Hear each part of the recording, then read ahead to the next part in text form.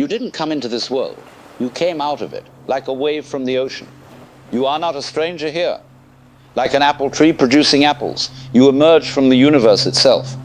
You are not an alien visitor trying to adapt to a foreign land. You are the land. You are the universe in the form called you. And yet, here's the oddity, the great cosmic joke. You feel as though you were somehow separated from it. You say, I am me, and everything else is not me. You imagine yourself peering out at the world through these two little round windows we call eyes, as though you were sitting in a sort of biological submarine sealed off from everything around you. But think about this. When you look at the ocean, do you imagine the waves as separate from the sea? When a tree sends out a branch, do we say the branch is a stranger to the tree? No. You are the way the universe is waving right now. And just as a wave cannot exist without the ocean beneath it, you cannot exist without the vastness from which you rise and into which you fall again. But we forget this, don't we? We forget because we've been taught since childhood a rather curious idea that you were born, that you entered this world as though stepping onto a stage where the scenery was already set and the drama already underway. And that, I suppose, is a convenient way of speaking. But it's a bit like saying a leaf arrived on the branch, instead of simply being the branch in a new form. So when I say you came out of this world, I mean that the entire history of the cosmos, from the first fireball to the quiet unfolding of this very moment, has been winding, twisting, flowing into the particular arrangement of atoms and dreams and laughter that is now sitting in your chair, listening to these words. And isn't that strange? Isn't that deliciously odd? Because here we are, listening to the universe talk to itself. It's as though the cosmos is playing a game of hide and seek. And right now, it's peeking out from behind the mask of you. But before we rush ahead, before we try to explain it all away, just notice the feeling of this, the feeling of being here, not as a visitor, not as a prisoner, not as a mere observer, but as part of the whole dance, a ripple in the water, a petal on the blossom, a note in the great song of things. Now, one of the strangest habits of human beings is to imagine that there is a me in here and a world out there. It seems obvious at first, doesn't it? You point to your body and say, this is me. Then you point to the tree, the sky or the river, and say, that is not me. And the two seem perfectly separate. But let's look a little closer. Is that boundary really there? Take a breath for a moment. The air you inhale is not yours, yet it moves through you, sustaining your life. The water you drink, the food you eat, they all mingle with your being, transforming into what you call you. Can you say where you end and the world begins? You see, the self is not a solid object, a little fortress behind walls. It is a pattern, a process, a river in motion. It is the way the universe is expressing itself as you.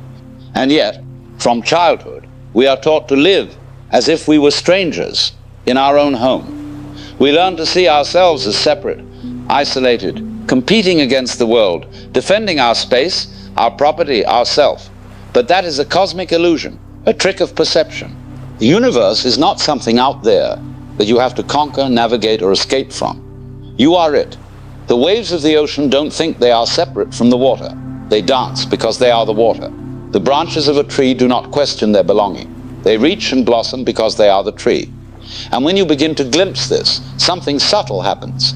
The walls of separation start to soften. The idea of me versus not me becomes less rigid. You start to notice that your life, your thoughts, your feelings, your laughter, your suffering, they are woven into the vast tapestry of existence. This realization does not diminish your individuality. On the contrary, it enhances it, because it allows you to see that you are not an isolated fragment, but a living expression of the whole. In a way, the universe is playing a cosmic game of hide and seek. It hides behind the masks of individuals, objects, and events. But when you pause, when you really pay attention, you can catch glimpses of its playfulness, its intelligence, its joy.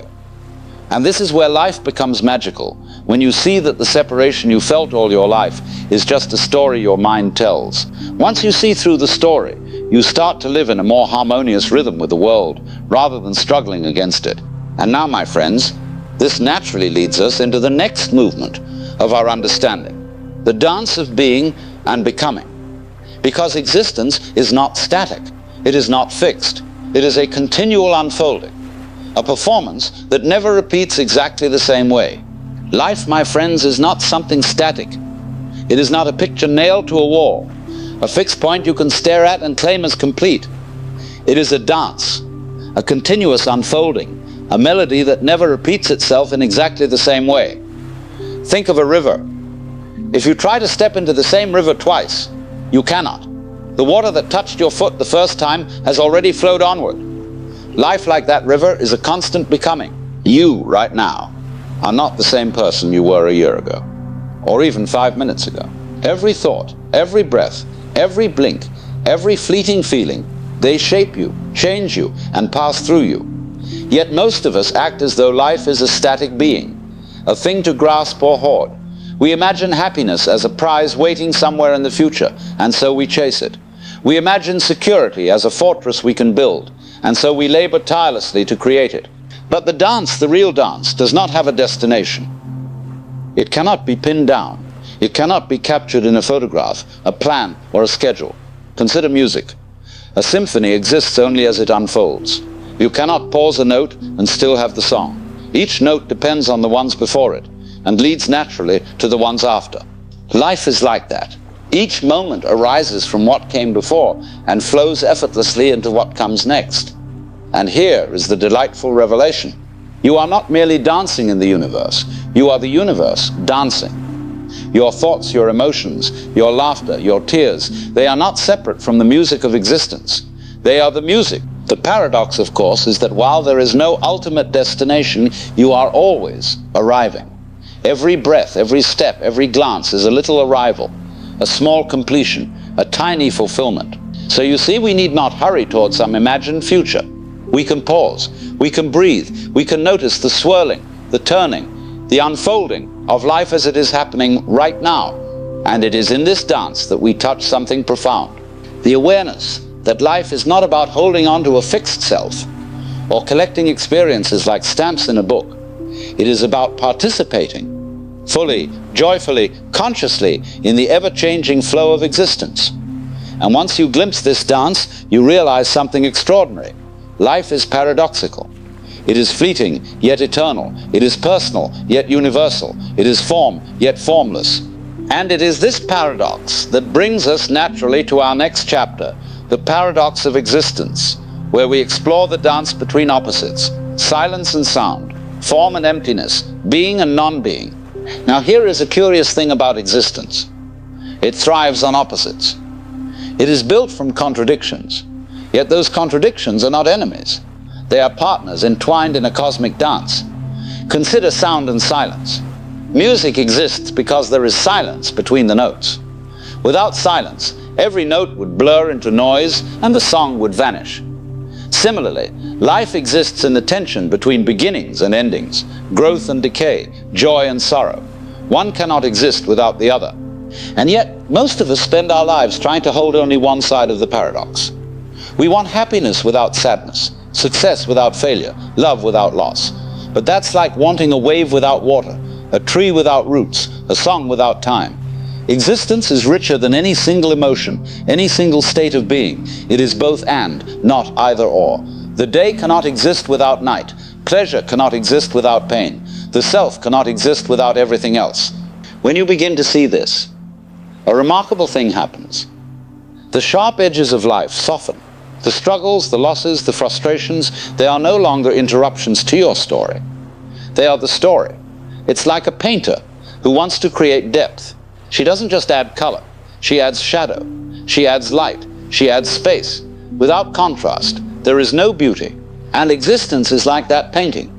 It requires both what we perceive as good and bad, here and there, you and not you, every moment of suffering, every gust of joy, every fleeting encounter. It is all essential to the pattern of the whole. The paradox of existence is not something to solve. It is something to experience. It is a game the universe plays, a riddle that cannot be pinned down, a melody that cannot be frozen. And the deeper you go, the more you realize it is in embracing the contradictions, not resolving them, that life opens up. It is in accepting that the wave is both rising and falling, the tree is both standing and decaying, the self is both separate and united, that you begin to live fully. From this understanding, we naturally arrive at another astonishing truth, that existence is not confined by the ticking of clocks or the limits of space. It is something far vaster. Now, time is a curious invention. It's marvelous for catching trains, cooking dinner, or remembering birthdays. But the deeper you look, the more you notice that time is not what we usually think it is. We imagine a past behind us, a future ahead, and a present that is a thin, fleeting slice in between. But when you examine the present closely, you realize the past only exists as memory, and the future only exists as imagination. Both are happening now. So what is real? It is this very moment. The only reality you ever touch is the now. Physicists, in their own curious way, have discovered a similar truth. They tell us that the universe is not merely in time, it is time. Space, matter, energy, consciousness, all are patterns in a vast unbroken field. From that perspective, birth and death are just 2 points in a vast tapestry already woven. You are not merely moving through a corridor of minutes and years. You are the corridor, the field, the unfolding pattern itself. Think of music. A symphony is not a string of notes you can separate from one another. Each note exists only in the context of the unfolding melody.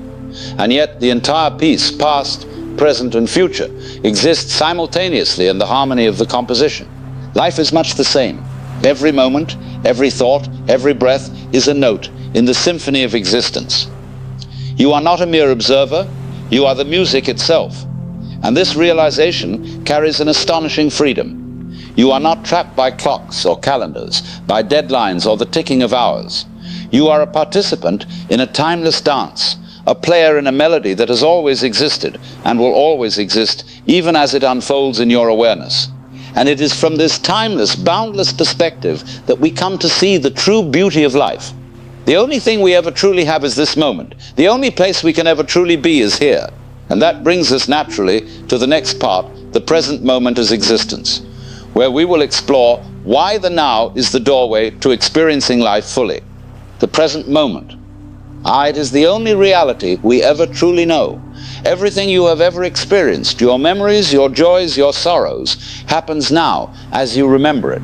Everything you anticipate, hopes, plans, dreams, happens now as you imagine it. And yet most of us live as if the present is just a narrow bridge between past and future. We hurry across it, lost in thoughts of what was or what will be, rarely stopping to notice that the bridge itself is the only place that exists. The now is not a mere slice of time. It is the stage on which the entire drama of existence unfolds. If you can pause even for a single breath and pay attention, you notice something extraordinary. The present moment is complete. It is whole. It contains everything. The universe, yourself, the dance of being and becoming, the paradoxes, the mysteries. And when you begin to inhabit this moment fully, life begins to feel lighter. You stop carrying the heavy burden of the past, and the anxious weight of the future dissolves. You discover that you are not moving through life, you are being life. Right here, right now. It is in this presence that the beauty of existence shines. The bird song, the rustle of leaves, the warmth of sunlight, these are not mere details. They are the very substance of being, speaking to you in the language of now. Presence does not mean escaping responsibilities or ignoring difficulties. It means meeting life exactly as it is, with open eyes, open heart, and an awareness that you are part of this vast unfolding universe.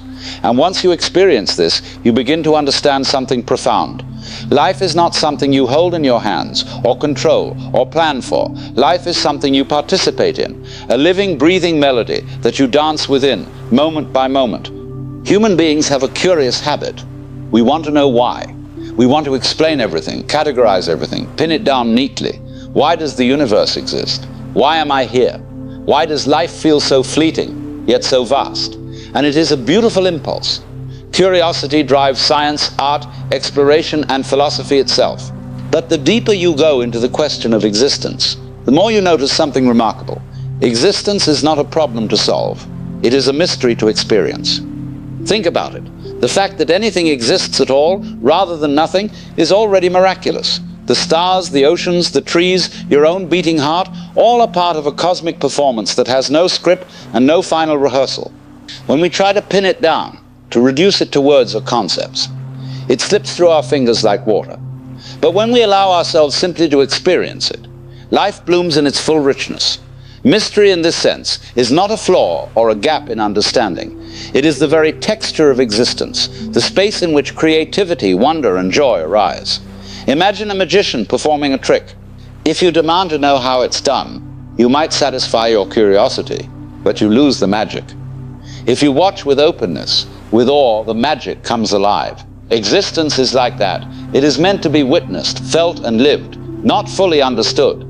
And here's the gift of embracing mystery. It frees you from the endless need to control, to predict, to define. You begin to dance with life, rather than drag it behind you on a leash. You notice the waves, the branches, the clouds, and your own thoughts, all appearing and disappearing, all part of a greater rhythm that you can feel, but never fully grasp. And once you allow this, you discover that life itself is enough. The mystery itself is nourishment. The questions themselves are a song. And you, in your awareness, are part of that song, the listener and the melody, the wave and the ocean. And so, having seen the paradoxes, the flow, the present and the mystery, we arrive at the final invitation. An invitation not to understand everything, not to solve the universe, but simply to be present, fully, joyfully, consciously.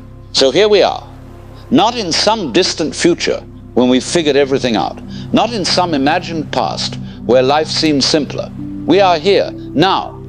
And if you really notice it, this moment is astonishing. The sounds around you, the subtle weight of your body, the very fact that you are aware, all of it is a miracle. Most of us live as if life is always about to start. We tell ourselves, I'll be happy when I achieve this, when I fix that, when I understand everything. But life is not waiting for you somewhere over the horizon.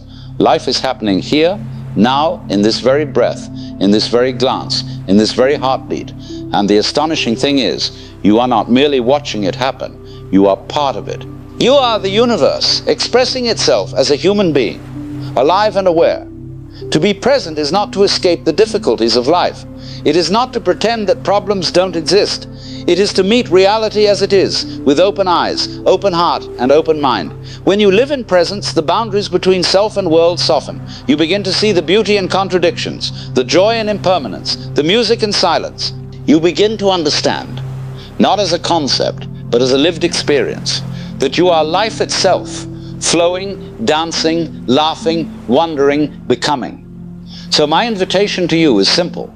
Stop trying to hold life in your hands. Stop trying to control it, predict it, or fully understand it. Step into the dance, listen to the music, feel the waves, watch the leaves, and notice the astonishing, mysterious, radiant reality of being alive right now. Because if there is a secret, and perhaps there is not, it might be this: to be awake, fully, consciously, joyfully aware of existence in all its wonder, its paradox, its mystery, is to live the life that the universe has always intended for you. So breathe, be here, and marvel.